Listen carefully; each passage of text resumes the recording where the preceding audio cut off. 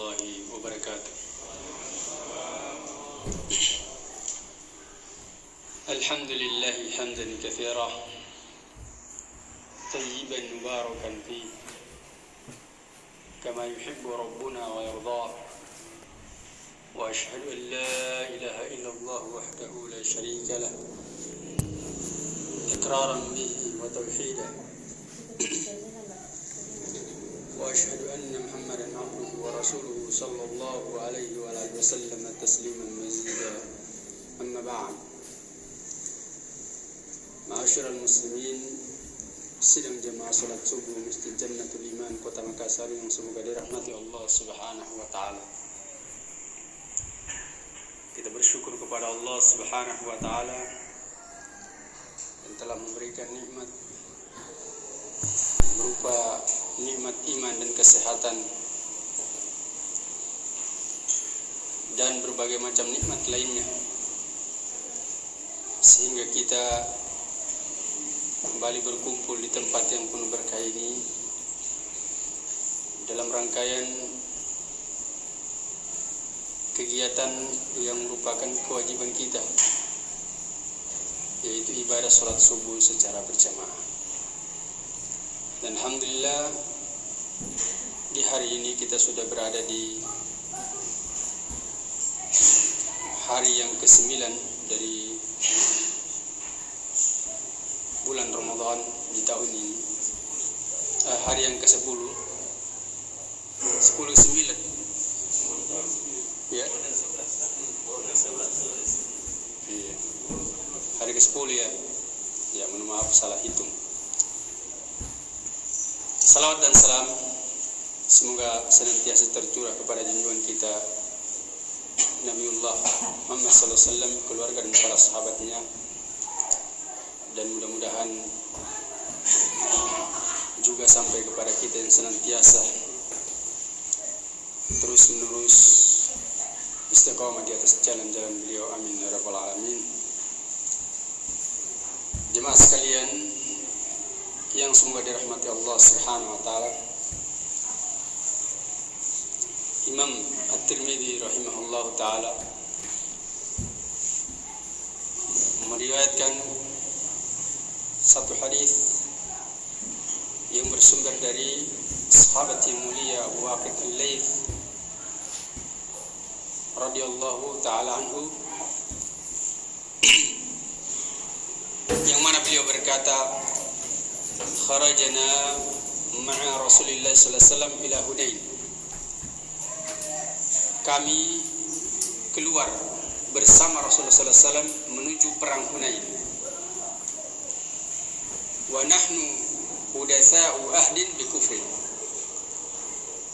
Dan kami saat itu adalah orang-orang yang baru keluar dari kekafiran, yaitu baru masuk Islam.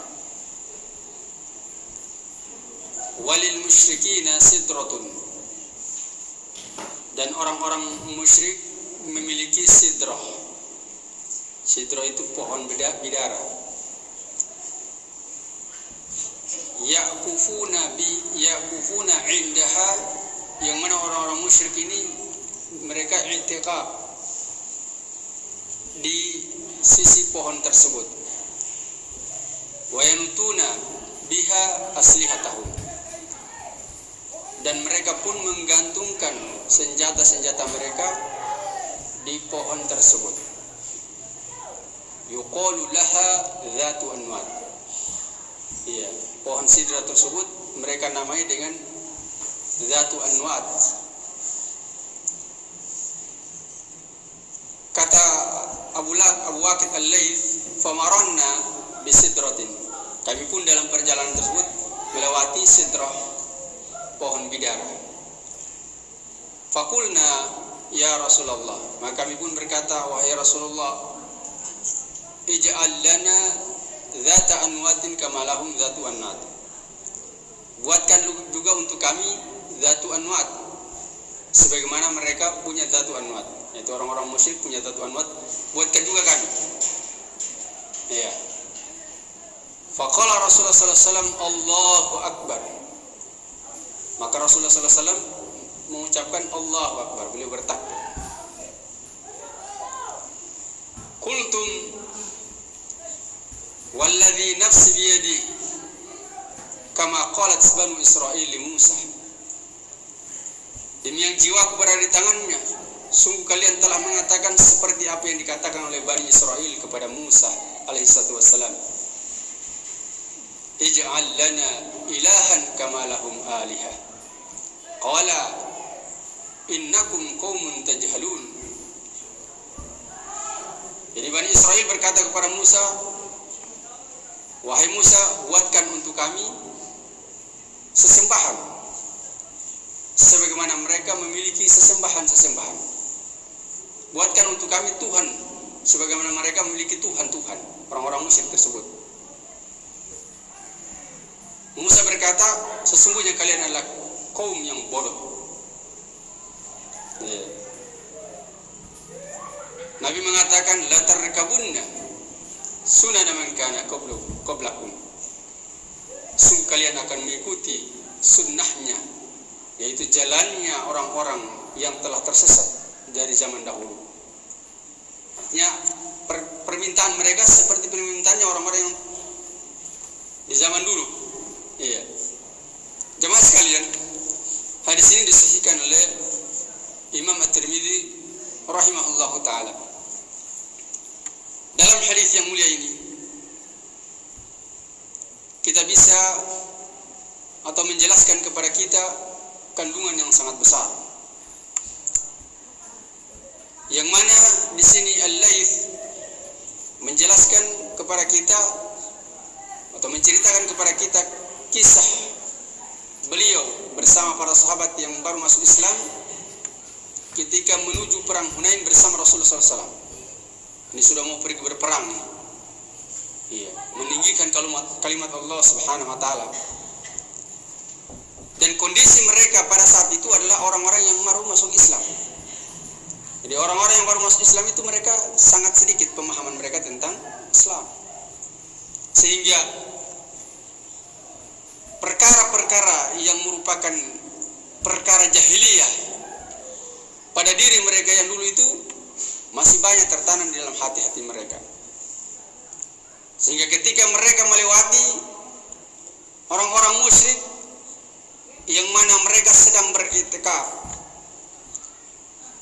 di sekitar atau di sisi pohon sidrah yang mereka namai dengan Dzatu Anwat, yang mana pohon tersebut mereka mencari berkah dengan pohon tersebut. Mereka iktikaf di situ, khusyuk mereka iktikaf di situ. Iya. Yang kemudian mereka gantungkan senjata-senjata mereka situ supaya jadi senjata sakti. Iya. Cari berkah mereka gantungkan senjata di situ, senjatanya mereka. Maka mereka melihat ini adalah perkara yang ingin juga mereka miliki. Karena mereka tidak menyadari bahwasanya ini adalah merupakan perkara kesyirikan. Adalah merupakan perkara kekufuran yang apabila mereka lakukan akan mengembalikan mereka kepada kekafiran dan mengeluarkan mereka dari Islam. Sehingga mereka meminta kepada Nabi sallallahu alaihi wasallam agar supaya mereka juga dibuatkan Dzatu Anwat ketika mereka melewati pohon sidrah, pohon bidara. Supaya mereka juga dibikinkan seperti itu sehingga mereka juga bisa iktikaf di situ dan bisa juga menggantungkan senjata mereka untuk mencari berkah sebagaimana orang-orang musyrik yang mereka lihat. Maka Nabi sallallahu alaihi wasallam pun menjelaskan bahwasanya perkara itu adalah merupakan perkara yang sangat berbahaya dan merupakan kekafiran. Dan merupakan perkara yang bisa membinasakan seseorang ketika dia terjatuh di dalamnya. Iya. Nabi sallallahu alaihi wasallam bertakbir ketika mendengar permintaan mereka. Dan Nabi sallallahu alaihi wasallam adalah ketika beliau mendengar sesuatu yang perkara yang mengerikan dan beliau ingkari perkara tersebut, biasanya beliau bertakbir. Ketika mendengar permintaan ini beliau mengatakan Allahu Akbar, innaha sunan, sesungguhnya ini adalah jalan-jalan. Iya, maksudnya jalan-jalan yang ditempuh orang kafir, orang-orang musyrik. Iya. metode mereka di dalam beragama, yaitu mereka beribadah kepada selain Allah SWT, mencari berkah kepada sesuatu yang tidak pernah ada berkahnya. Iya. Mereka menggantungkan senjata-senjata mereka di ranting-ranting pohon sidrah tersebut untuk mendapatkan kesaktian dari pedang-pedang mereka. Maka Nabi jelaskan bahwasanya ini adalah merupakan perkara yang berbahaya. Ya, Nabi katakan innaha sunan, ini adalah jalan-jalannya. Ya, ini adalah jalan-jalan yang membinasakan. Maka kemudian jamaah sekalian yang semoga rahmat Allah Subhanahu wa taala, ya, Nabi sampaikan kepada mereka bahwasannya Bani Israel di zaman dulu sebelumnya telah mengatakan seperti apa yang kalian katakan. Innaha sunan. Ya. Kama qalat Bani Israel, sebagaimana dikatakan oleh Bani Israel li Musa kepada Musa.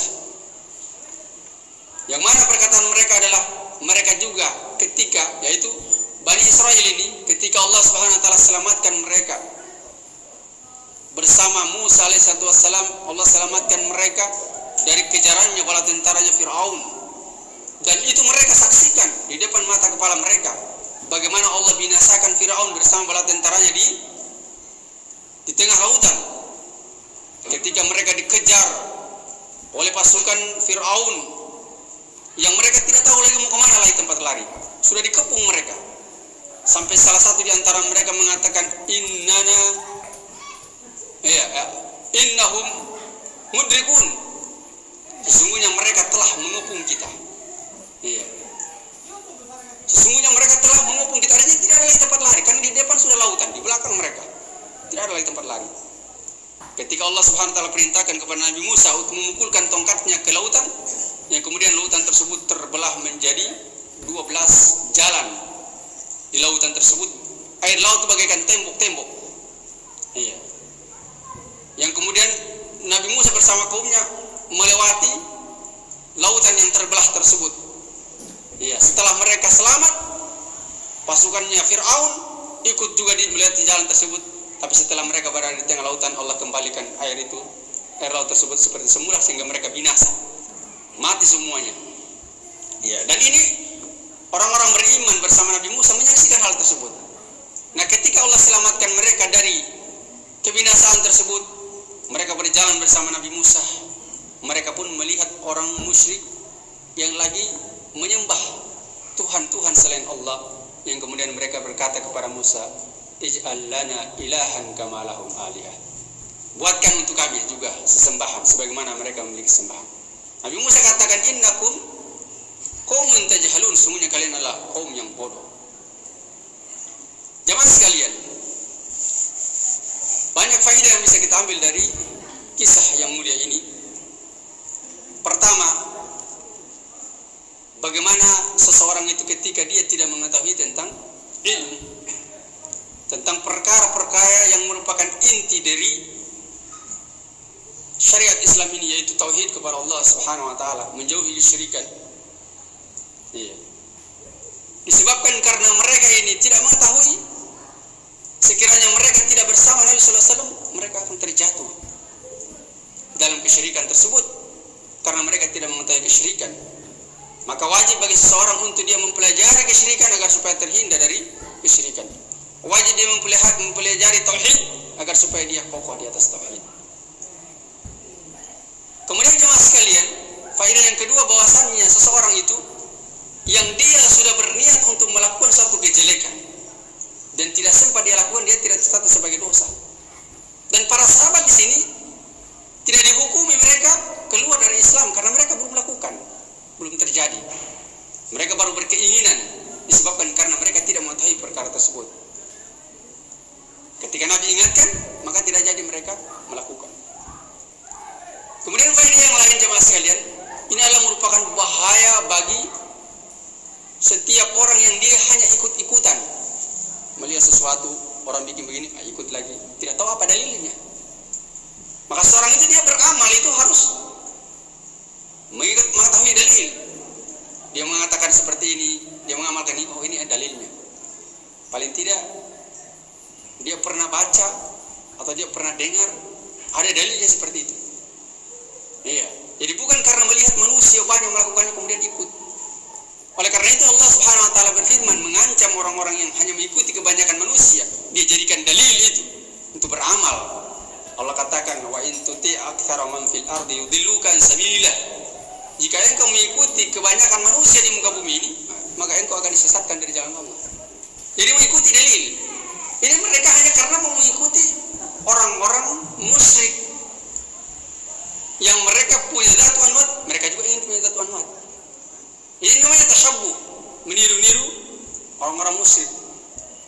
Dan ini adalah perkara yang diharamkan. Oleh karena itu Nabi sallallahu alaihi wasallam bersabda, "Man tasyabbaha biqaumin fa huwa minhum." Barang siapa yang meniru-niru suatu kaum, maka dia bagian dari mereka.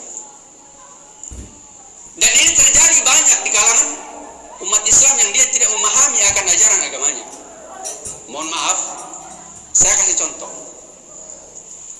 Orang-orang Nasara, mereka merayakan hari kelahirannya Nabi Isa. Iya. Maka orang-orang dari kalangan kaum muslimin yang mereka tidak memahami akan ajaran mereka, melihat keadaannya orang-orang Nasara yang merayakan hari lahirnya Nabi Isa, mereka berpikir, Bani Israel, orang-orang Kristen saja merayakan Nabi Isa, lahirnya Nabi Isa. Bagaimana kita orang Islam ini? Nabi kita ini Nabi yang mulia ini. Nabi yang paling mulia ini kan pakai logika ini, tidak pakai dalil. Dan ikut-ikutan juga. Berarti kita ini lebih pantas lagi untuk merayakan hari lahirnya Nabi Muhammad SAW. Ini kan pakai logika mereka. Sekiranya mereka pakai dalil, loh, kalau merayakan hari Nabi Muhammad SAW itu adalah kebaikan, tentunya para sahabat generasi terbaik dan umat ini sudah melakukannya. Tapi ini bukan perkara kebaikan. Ini hanya ikut-ikutan kepada orang-orang Nasara yang mereka melahirkan hari raya Nabi Isa. Sementara kita cuma ikut-ikutan, sementara kita tidak mengetahui apakah ini ajaran Islam atau tidak. Seperti itu jemaah sekalian. Maka wajib bagi kita untuk mengamalkan satu amalan yang kita anggap ini sebagai syariat Islam harus dibangun di atas dalil. Maka kita melihat, iya, adakah para sahabat merayakan Maulid Nabi sallallahu alaihi wasallam? Tidak ada. Berarti Rasulullah SAW tidak pernah mengajarkan kepada mereka. Kalau mereka tidak mengamalkannya, berarti itu bukan bagian dari syariat Islam. Ya, bukan bagian dari syariat Islam. Karena kalau kita amalkan, tidak ada bedanya kita dengan orang musyrik. Iya, tidak ada sama persis dengan permintaannya para sahabat yang bermaksud Islam yang ingin dibuatkan juga jatuhan wat. Disebabkan karena melihat orang-orang musyrik punya jatuhan wat. Sama juga dengan kaumnya Nabi Musa ketika melihat kaum musyrikin yang mereka memiliki sesembahan juga selain Allah, kemudian mereka ingin juga dibuat sesembahan selain Allah, mereka minta kepada Nabi Musa alaihissalam. Dan ini keterangan seperti ini jamaah sekalian bukan dari akal saya. Ini keterangan dari para ulama yang saya baca dari kitab-kitab mereka. Keterangan dari Syekh Shalih Al Fauzan hafizahullah taala. Bisa kita baca kitab beliau. Ya, jadi saya tidak mendahului ulama dalam memberikan penjelasan seperti ini. Dan hendaklah seorang dai dia menyampaikan ilmu bukan dari hasil otaknya, bukan dari hasil ketika dia baca hadis dia tafsirkan sendiri. Tidak boleh. Harus dia membaca bagaimana ulama menjelaskan hadis tersebut. Dia baca dari kitab-kitab yang jelas rujukannya. Kemudian itulah yang dia pahami. Karena agama ini adalah warisan dia. Agama ini adalah warisan. Oleh karena itu Allah Subhanahu wa taala berfirman, "Innal ulama para Rasulullah sallallahu alaihi wasallam bersabda, innal ulama warathatul anbiya." Iya, sesungguhnya ulama itu adalah pewaris para nabi. Jadi ilmu ini adalah sesuatu yang diwariskan turun-temurun. Kalau dia sudah tidak punya sumber dari atas sampai tidak punya dalil, berarti bukan warisan lagi dia. Sama seperti harta misalkan, harta ini dia dapatkan dari sini, harta warisan dari orang tuanya, bukan hasil dari usahanya sendiri. Tapi kalau dia bisnis misalkan dia jadi kaya, tidak bisa kita katakan itu harta warisan, tapi itu hasil bisnisnya sendiri, bukan harta warisan. Nah, ilmu ini itu warisan. Kalau dia sudah tidak berasal dari sana, tidak memiliki dalil, berarti bukan warisan lagi, berarti bukan ilmu. bukan syariat Islam. Seperti itu logikanya jemaah sekalian, semua dirahmati Allah Subhanahu wa taala. Makanya para ulama itu mengumpulkan seluruh dalil-dalil Quran dan Sunnah, mereka sepakat akan amalan tersebut tidak diterima oleh Allah Subhanahu wa taala kecuali sesuai dengan tuntunan Nabi sallallahu alaihi wasallam. Agama itu sangat sempurna dia, tidak butuh lagi tambahan, tidak butuh lagi pengurangan. Sehingga Allah berfirman, "Al-yauma akmaltu lakum dinakum wa atmamtu 'alaikum ni'mati wa raditu lakumul Islam dinan." Pada hari ini telah ku sempurnakan bagimu agamamu dan telah ku cukupkan nikmatku atasmu dan telah ku ridai Islam itu bagi agamamu. Bagimu sebagai agamamu. Al-yauma akmaltu. Pada hari ini aku telah sempurnakan. Artinya telah sempurna di sini, tidak butuh tambahan dan tidak butuh pengurangan. Imam Malik rahimahullah taala menjelaskan bahwasanya maksud dari ayat ini, apapun yang menjadi agama pada saat ayat ini turun, hari ini pun bukan sebagai agama. Imam Malik rahimahullah taala, imam besar, imam Darul Hijrah, dia mengatakan seperti itu, apapun yang dianggap sebagai agama pada saat ayat ini turun, hari ini pun bukan bagian yang tidak dianggap sebagai agama, maka bukan agama juga pada hari ini. Yang dianggap agama hari itu, itulah agama. Maka apapun juga yang diamalkan atau diyakini oleh seseorang yang tidak pernah ada sumbernya dari Al-Quran dan Sunnah Nabi sallallahu alaihi wasallam, maka keyakinan dan amalannya adalah amalan yang batil, bukan sebagai syariat Islam. Kalau disandarkan kepada agama ini sementara tidak memiliki dalil, maka berarti dia telah berdusta atas nama Allah dan Rasulnya. Iya, mungkin hanya ini yang bisa kami sampaikan. Semua bermanfaat bagi diri kami dan juga jemaah sekalian, dan semoga Allah Subhanahu wa taala senantiasa menuntun kita di atas jalannya yang lurus. Amin ya rabbal alamin. Subhanakallah bihamdik, asyhadu an la ilaha illa anta, astaghfiruka wa atubu ilaik. Walhamdulillahirabbil alamin. Assalamualaikum warahmatullahi wabarakatuh.